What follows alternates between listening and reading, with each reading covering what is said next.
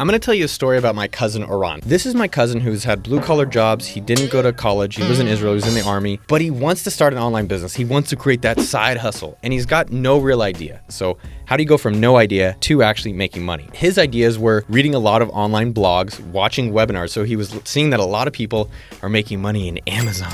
You go to China, Alibaba, you get this magical product like the finger spinner. You put it on Amazon and you're rich. He started having meetings with his friend. They started planning it. But think about this. Why not make things easier for yourself? And so he's doing all these things. And I said, hey, have you sold anything? He said, no, I've not sold any of this stuff. I said, dude, well, what can you do today? Well, I don't know. And I said, well, why don't you take advantage of what's easier for you? Why don't you start something that you understand? What do you mean? So you're trying to figure out how to do FBA and get Amazon to fulfill your products, and hopefully no one else has done it. It's not to say that can't work, but why don't you just do what's easier? And he's like, what do you mean? Well, I was like, hey, there's things I've noticed in Israel. There's no way to buy Mac products here. So if you want to buy a laptop or AirPods or headphones, a lot of this stuff, it's really hard to get. Why don't you just see if people will buy it and I'll ship it to you from America? So the things he says, and this is probably what you're thinking, I need insurance for this. What are the customs? And I don't even know if people will buy it. I said, Oran, make it a problem. So what was problem number one? I don't know if people will buy it. In Israel, what's really interesting is they have a Facebook group called Secret Tel Aviv and a few of these other ones where people are posting stuff for sale all day long. Just go post stuff on there and see if people will buy anything, because you already understand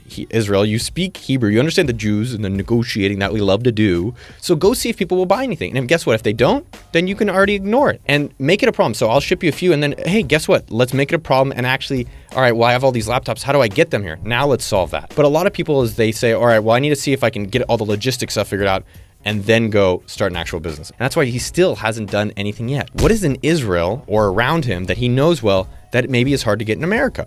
So for me, I buy a lot of these Turkish coffee, or there's a lot of electric bikes out here, or there's a few other Israeli things that are hard to find in the States, maybe candy. So I said, why don't you just go put that on eBay or Craigslist or Amazon in the States? And then you could ship it to me and I will help you out doing that. Because guess what? That's really easy for you to find, and I can't find it in the States. It's a lot easier to go watch some webinars and pretend to play business and think you're figuring out when it's not actually doing anything for your business. Try to take advantage of your sweet spot. He knows Israel. He knows where people will buy here, and he knows how to get access to these products if people want them elsewhere. And number three, this is one of the key things. Make it problems and get stuff started today. It's much easier to say, all right, we're going to have another meeting about this. I'm going to read another article. I call it like the rule of like the golden rule, where I'm always reading another book to find that one magic answer that I've never seemed to find out. Does that sound familiar to you?